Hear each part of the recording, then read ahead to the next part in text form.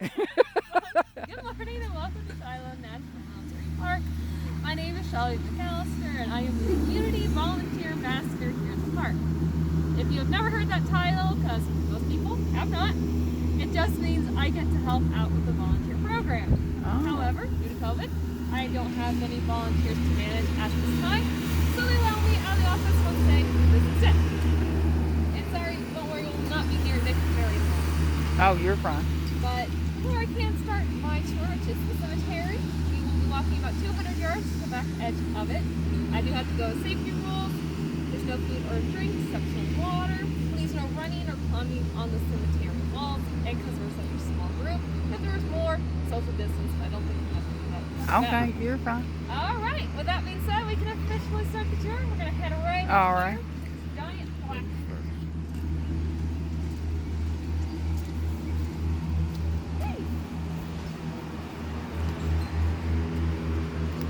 So the reason I like to stop here is because you're going to find a placard very much like this one in most national cemeteries. And on it explains why national cemeteries are going to be established in the first place. Starting with this line right here. We have come to dedicate a portion of that field as a final resting place for those who here gave their lives so that nation might live. It is altogether fitting and proper that we should do this. We'll give 1 second to remember. No, you're fine. Now, if you are familiar with any American history ever, you may have already recognized these words. If not, I'd like to introduce you to our 16th President of the United States, Abraham Lincoln, and his very famous Gettysburg Address. He Right. gives this speech at the dedication of Gettysburg National Cemetery in 1863. However, he is actually going to pass a law that establishes national cemeteries a year earlier in 1862. The first one is going to be Arlington. This one we're standing in, however, was not created until 1866. That doesn't sound like a significant amount of time. However, if you look out here, 3/4 of my honored dead are actually from the Battle of Shiloh, which occurs in 1862. So a lot of people are very curious on why we wait almost 4 years to create the cemetery. Right. Well, we gotta finish the Civil War first. Oh, yeah. Once that is completed, the veterans from this actual battle are going to come here, establish this park and this national cemetery. Oh. But because it has been 4 years, it's very hard to identify some of the remains. Thus, the Oh. vast majority I have here are unknown. Oh. Before this was a final resting place, this was a Union resting place for one of the Union armies. We actually had a Grant spend the night here before it will actually become a final resting place for a lot of his men. So we're gonna go see where he was at, because he's a pretty interesting guy for it. If he needs to mow the yard, he's all right. I understand. Bless his soul, he's our only maintenance folk here today. Well, if he needs to mow that yard, he needs to go ahead and get that done. I know how it is. I do like to point out this way sign right here. So in 1909, we had a really, really bad storm come through, and it did significant damage to our cemetery. And you can see what it did, took out the walls and everything like that. I also like to show this picture, because a lot of people see this monument coming into the park. It's that giant Iowa monument with the eagle on the top. Yeah. The storm was so powerful, it took off the eagle and the arm of the lady. That eagle weighs 4,000 pounds by itself.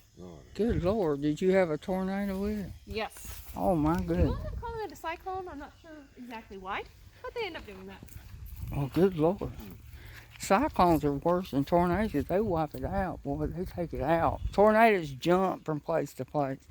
And yet, for Iowa, Yeah. they actually experienced what they called an inland hurricane last Uh-huh. month. Really? And it did a couple of Oh, $1 million shoot. worth of damage. Well, where we live, we had bad storms come through and we had tornadoes. We had 19 people that died. Oh my lord. Yeah, and some of them were little kids. They found them in trees. Oh, that hurts. Yeah. It was a sad day. We're going to head right down here. And because you're looking at that placard over there, Uh-huh. we have a poem called The Bishwhack of the Dead. And you're going to find that in also a lot of national cemeteries. Uh-huh. And it was written by a gentleman who served in the Mexican-American War Yeah. and what he saw. he will later actually go on to serve in the Confederacy as well. Oh. They're good. Okay. So there is a reason I like to point out that way sign, because the tree that Ulysses S. Grant slept under was destroyed in that storm, and we were standing exactly where Grant once stood as well. So that's really fun. Oh. Now Grant, the first day of battle does not go particularly well for him and the Right. Union. They are taken by surprise, and they are constantly pushed back. Grant arrives here at 8 o'clock. It has already been 2 hours since the battle has begun, and he's trying to rally his men. Well, again, they're constantly pushed back. What is known as Grant's last line of defense on that road y'all came in on. Oh. Grant has also been injured. He was not injured during the battle, but he was injured a couple of days prior. He was thrown from his horse and had sprained his ankle pretty severely. So not only is the first day not going great, he's also battered and bruised. Hmm. He was supposed to retire here in the National Cemetery grounds on a log cabin that used to sit way in the back corner. However, upon Grant's arrival, he realizes it has been taking over. And he quotes, "Sometime after midnight, growing restive under the storm in continuous pain, I moved back to the log house under the bank." This had been taken as a hospital. Oh. All night, the wounded men were being brought in. A leg or an arm amputated, as the case might require, and everything being done to save a life or to alleviate the suffering. The sight was more unbearable than encountering the enemy's fire, and I returned to my tree in the rain. Huh. There was an active thunderstorm that first day of battle, so Grant sees underneath an active thunderstorm rather to be near that hospital. And I honestly do not blame him. The rumor was that the arms and legs were as high as the windows. Oh, Lord. Yeah, gross. And actually, despite being an army commander and seeing a lot of blood and gore throughout his career, he could not stand the sight of blood. Huh. His father owned a tannery when he was growing up, which is Oh. skinny of animals, it's really gross. And ever since that childhood memory, the sight of blood just made him nauseous. So this is where he stays. You'll arrive in the middle of the night with reinforcement, about 16,000 men. They arrive, they push the Confederates back the next day, battle ceasing in the afternoon. It's still debated to this day of who actually won. Huh. But Grant, he will rest here, not knowing that 4 years later, this will become a final resting place for a good majority of his men. Oh, my goodness. If you look out here, I do like to point this out. Every small square headstone you see right now Yeah. is an unknown soldier. Oh. Again, this is the mass majority. The unknown is 2,361 men. Our known best guess, and I will point out why I really do not like this number, is 1,229. Oh. There are more unknown headstones than just the small square ones. When they break, they do get updated, and the design has changed over time. So you will see ones that just say unknown U.S. soldier on it. They're still unknown, they just have a fancier headstone now. Oh, my But the ones that are goodness. short have been here since the park was established. So all these people. All these people, almost 3,000 men. That makes you want to cry. I know, it hurts. I have one lady that she knows her great something grandfather's out here. You guys are welcome to join us, by the way. Okay. And we know he's out here, but we don't know where. He's going to be an unknown number. So she spent the entire afternoon going to each unknown headstone, saying a prayer. She was out here all day. Oh. Bless her soul. I do like to tell funny stories throughout here, though, Oh, geez. because I'm not doing this for half an hour to be depressing. There you go. So I like to point out Henry, because if you do look around, Henry is all by himself. Yeah? It's not because we don't like Henry. He has a special story. What happened to Henry? On his headstone, it does say drummer. Yeah? There's a song/poem called The Little Drummer Boy of Shiloh. And it's sadly about a little boy Aw. who gets killed here. We think it's a fabricated story because we've never actually found records of a boy, or at least a drummer boy being that young, being killed here. Huh? However, the early park did not believe that, and they were trying to find the drummer boy. So they found Henry Burke. There are 3 things wrong with Henry, though. 1, Henry was never a drummer boy. He was a musician for the army, but never carried the drum. Okay. 2nd, he was not a boy when he died. He was in his late 20s. And 3rd, we're not 100% sure that's actually Henry buried there. But it got people to stop asking. So, here is our fake drummer boy of Shiloh, Henry. What about the 10-year-old little boy in the museum? He was actually not here. He wasn't at this. No, we actually did more research and found out, nope, he was not present. He was near here, but not present at this battle. Oh, So we were okay. actually updating that in December. Oh, well, I'm glad I asked. Okay. And the pennies are a specific meaning. You'll see that on a lot of headstones. Uh-huh. It is a tradition started in the Vietnam War. If you leave a penny, it means you visited the soldier interred. So that's usually the coinage you'll see out here. Leaving a nickel means you trained together at boot camp with the buried soldier. Dime, you served together. And leaving a quarter is very significant because it means you were there when the soldier died. Oh. However, if you see that on a Civil War headstone, maybe not the case. Oh, What's the okay. pennies mean? It means you visited. Okay. Oh. Now there are actual other veterans from various wars in here as well. Not all just Union. We have about 1/4 from World War I and onward. We Oh. have World War I, II, Vietnam, Korea, and 1 Gulf War. Really? However, Oh. we do have one veteran who is buried here before the Civil War even broke out. So he is our oldest veteran. I like to show him off because he's pretty unique. Number 1 also starts right there. So, did he fight in the Spanish-American War? Even one before that. Before that one? Yeah, he is a pretty. Good Lord. What did he fight in? The Revolutionary War? Don't tell me. Is it? Is it really? You're not see. Oh. And in this row right here, Uh-huh. as we get closer to the spirit of Halloween, and I also had a group of teenagers yesterday. They were super impressed with this. You guys didn't hear this story, but all the arms and legs from Grant's log cabin Yeah? are buried in a grave marked 145. All the what? Oh, Lord. So Grant was supposed to sleep in a log cabin at the edge of our national cemetery the first night of battle. Uh-huh. However, it had been turned into a hospital. Oh, okay. Grant could not stand the sight of blood, so he actually sleeps where the stacked arms cannons are now, where a tree used to be. So the numbers on the headstones, that mean that they're unidentified? Yes, every small square one is going to be an unknown soldier. The vast majority of the people I have here, over 2,000. We're going to sneak out here and go visit those guys that are a little bit different. Please do watch your steps, the roots will get you. And please avoid any hills that look like that. Those are fire hills, and those will make your day miserable. Oh, yeah. For sure. One of the fun things is I'm from the Midwest, so I don't have to. I just walk right into a cabin. We're at in the Midwest. Iowa. Iowa. Yep, I'm a born and raised Iowan. We were born and raised in Kansas City. Oh, y'all's always, huh? I love other Midwest. So fun to see. All right. Here he is. I have a spider over there. He is our oldest veteran here in the cemetery. And as I was saying, he was from an engagement before the Civil War even breaks out. And you actually guessed it. He is our one and only Revolutionary War soldier. Really? He is from the war that helped found this nation. How did he wind up all the way over here? Was he just born here or something? Nope, because during the time of the Revolutionary War, this wasn't even part of America yet.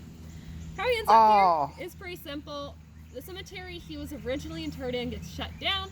And considering he did help fight to create this country, he is considered a veteran. Oh. They got in contact with his descendants, asking where they wanted him reinterred.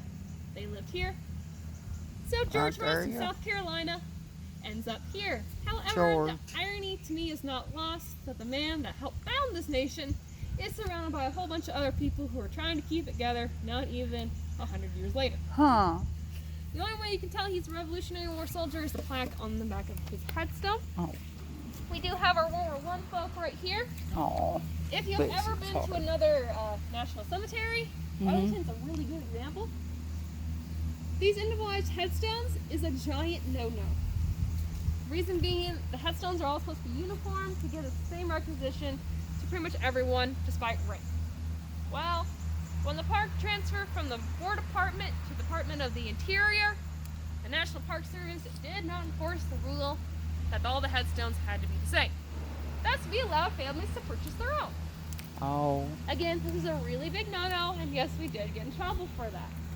However, because these families had purchased this with their own money, we have allowed them to stay. Which is why you get this one that looks like a mini ball over here. In this row, way at the end as well, we have one headstone that says 9 U.S. soldiers. In 1930, one gentleman was trying to make a basement in his house. Upon digging a hole, he found it was actually an unmarked grave for 9 Union soldiers. Oh, Lord. He contacted the park. We did go up there, we dug him up, and we moved him here. We were not able to identify which regiment they would have been from. We were able to identify them as Union, though, thanks to belt buckles and buttons. But they live in one grave way at the edge of this row together. So yes, they could still discover unknown bodies out here and other national parks, especially Civil War. I think Antietam found one not even 10 years ago. Oh, really? Wow. Oh, shoot. So I'm gonna head on down this one. I did point out these guys who are not supposed to be here, or at least the difference in them. But there are 3 that are purposely different here in the cemetery to give special recognition for who they are. We also see the World War I, that we on to 2, Vietnam and Korea, and then back to World War I. We have Civil War soldiers on the other side. Those ones are broken up by regiments.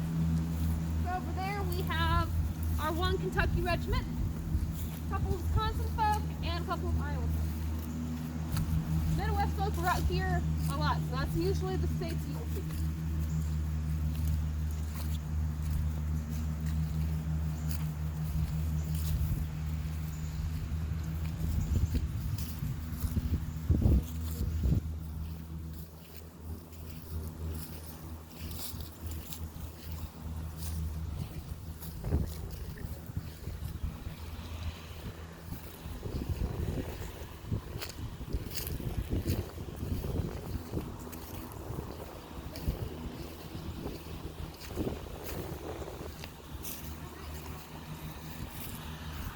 Watch out for holes, we have an armadillo that loves to try digging things.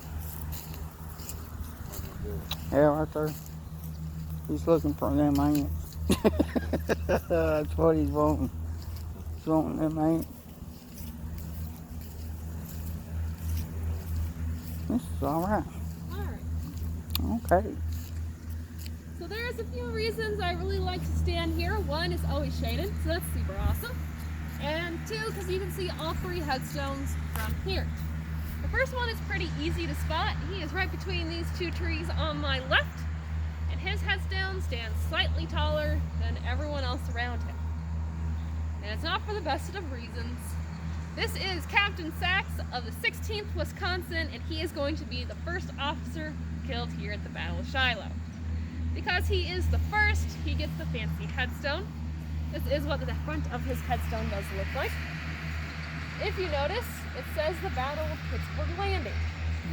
This is what the North will actually call the Battle of Shiloh.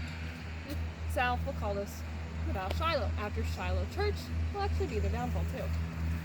It is very common for the North to name them after waterways, and for the South to name them after the nearest town or landmark. But as time goes on, we adopt the name Battle of Shiloh, and it sticks. Captain Sachs is over there. He does have a regiment marker for the rest of his unit, way over in the section we were just at. There are 2 other gentlemen here, and their headstones are slightly harder to see from here, so stick with me on this direction. Right where this family is walking up next to that tree, there's a row of pretty much all tall headstones. The 4th and 5th one in from the tree on the right, those headstones, if you look at the top, come to a slight point. Can you make them out? It's kind of hard to see them all the way out there. Now those guys, why they are pointed at the top? Well, the joke is so the gosh darn Yankees don't sit on them. Did you laugh at that joke? Yeah. Harold Dick. The actual reason is because these are 2 known Confederates here in our national cemetery. We have Cook from Alabama and Prosper from Louisiana. Now, usually Confederates are not supposed to be buried here because during the time of the Civil War and the years to follow, they are going to be considered traitors to the United States. This ground is for honored American dead. Having the title traitor does not make you honorable. However, these 2 gentlemen died within Union captivity over in the town of Savannah, and they died from disease. No one ever claimed their bodies, so but they were interred here before it was a cemetery, but then they didn't want to move them later. We do have 5 known mass burial trenches from the Confederacy out here. There are 11 to 12 what we believe unknown. Other people are very confused because if you go to other national parks, usually if they find a Confederate grave, they'll dig them up and put them in their own cemetery somewhere else. This way, the UDC, or the Sons of the Confederate Veterans, can take care of them. Right. However, when this park was established, we actually had Confederates on its council. And they were asked what to do with their brothers still in these mass trenches. And the Confederacy said they had been resting long enough and to leave them where they lie, making us one of the only national parks to still have these mass burial trenches out there. Oh. If you would like to see them on your guys' tour maps inside there, tour stops 11 and 13 are the easiest to get to. You don't even have to get out of your car to see them. Oh. The rest okay. of them are usually about a quarter-mile hiking tour. What's all that? Alright, so I have 3 more groups of people I really love to talk about. We have the next one is pretty special to me because they are from my home state of Iowa. I also want to point out some fun people along the way. There's an unknown headstone that has been updated. And right here, Everett, this is the surgeon.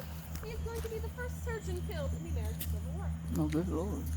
He's trying to rally the people he was taking care of, and he's going to be shot in the stomach and in the head. Oh, good Lord. His brother will try to come and claim him a couple of weeks later after he hears upon his brother's death. However, he did not have transport to carry the body, so he buries him here. Oh. We're going to off-road it just a little bit. We're going up to this kid's post.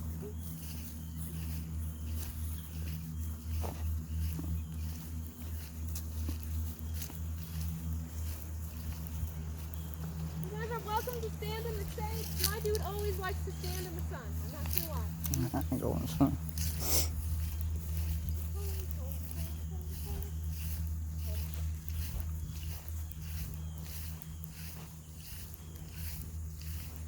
Oh, there's one of your pennies.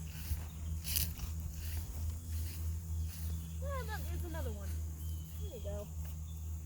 He used to have 4 pennies on his headstone, so I was wondering where they went. Alright, so before I talk about John Holmes, I like to talk about someone else in the same regiment as him, Cyrus Boyd. Cyrus Boyd is part of the 15th Iowa, and he is pretty special to me, not just because he's from my home state, but he's actually from my hometown of Indianola. Now, when Cyrus signs up, like a lot of his troops, they have never been in combat before. So when they arrive here, along with the Confederacy on both sides, the units are green, meaning they have never engaged in combat, they have never really even fired those guns.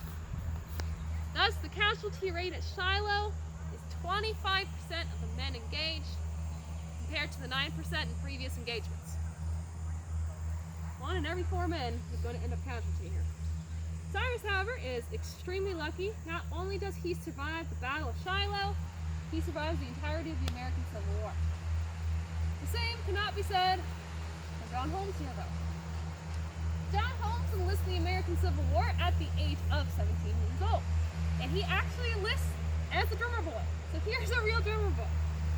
Now, the reason he does not have drummer on his headstone is because he did not die a drummer boy. He will die a private. He is promoted to private on February 1st, 1862. He arrives here just a couple of months later on April 6th, 1862. And he's going to fall the exact same day at the young age of 18 years old. Oh. I can make fun of my home state of Iowa for days. Flatlands, the cornfields, and the hogs. But I also can never imagine being as young as Holmes and never being able to go back home. Never see my mom or dad ever again. And this is a big reality for this man and for everyone involved. He is actually from Ottumwa, Iowa, the place where my father is born and raised and where my grandparents still live to this day. Very small town, has a lot of railroads. Oh. So I like to point out him, one, a real drummer boy, and how young he was. We have 2 other stories. We're going to go meet the 16th Wisconsin again. Okay. Listen, there's a vulture, y'all. That's not ominous at all. We do have a couple animals that live here in our cemetery. find him right now, but I do like to point out one guy as we walk. You guys are not here for this part, but there is, our known is 1,229. I actually really dislike that number. The reason being is because some of them don't quite fit the bill. If I can find my picture in here. There he is. I know he's out here somewhere. See that giant block on his name? I think he's right here somewhere. Well, it's not because we got super lazy. This is actually the only part of his name where we can make out was those couple letters. But he counts as a known. But do we really know anything?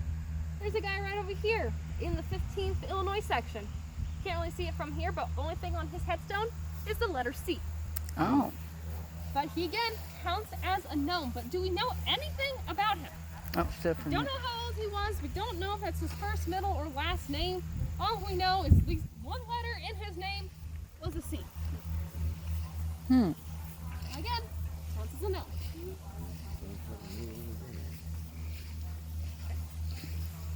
Now, my great-great-grandfather, he died on the way to Nashville to enlist in the Union. Oh And they counted him. She wanted his pension, and they wouldn't let him have it because he didn't die in war. He was on his way.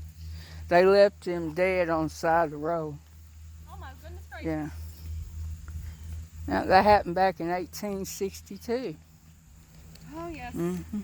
Especially the early days. Ooh. Yep. Okay, let's stay right there. Before I talk about these 6 gentlemen, my whole tour is not gloom and doom. I can't do that for 30 minutes. So, fun facts about our national cemetery. Here is the beautiful Tennessee River. Fun fact, it flows north. It will flow north until it reaches the Cumberland and Ohio rivers, and then flow south again. We also do have, again, a couple animals that live here in our cemetery. Our favorite actually lives right there when I'm not around. She knows I come around, and she hates me, and she is a female red fox. You can usually see her in the early mornings or at night, usually around the Ohio section. She has another den over there that she uses more. But you'll see her occasionally hopping around. Alright, these 6 gentlemen, and why they are so important that they get their own little half circle here at the edge of our national cemetery. Well, again, I kind of already introduced this regiment with Captain Sachs of the 16th Wisconsin.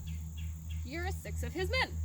And they are all together because they have the exact same job of color bearer.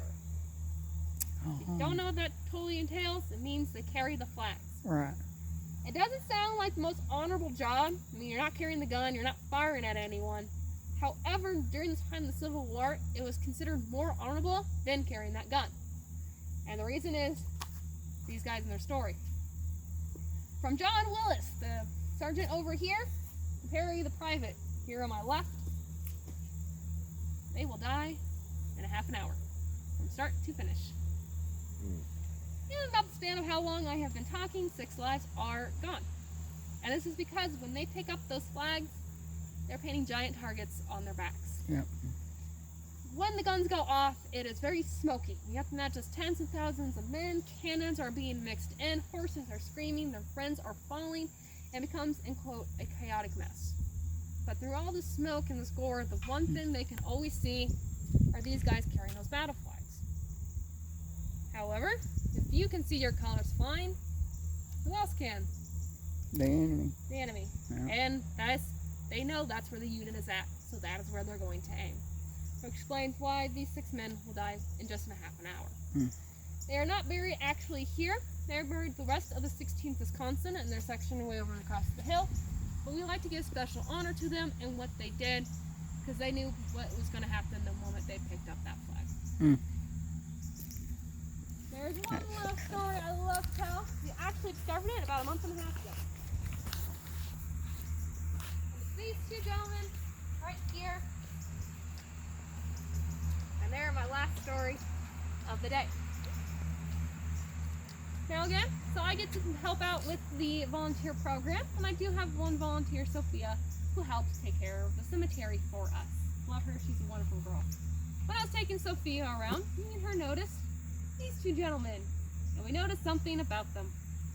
They both have the exact same last name, Their brother. Fitzpatrick. Their brother. So I was thinking, okay, yes, they are related somehow. So we did some digging.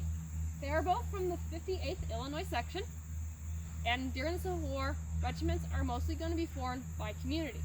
So usually you know everyone in your regiment, at least at some point. Well, the story starts with Luke here. Luke Fitzpatrick enlisted in the American Civil War on October 21st, 1861, at the age of 18 years old. He is the youngest of 3 sons.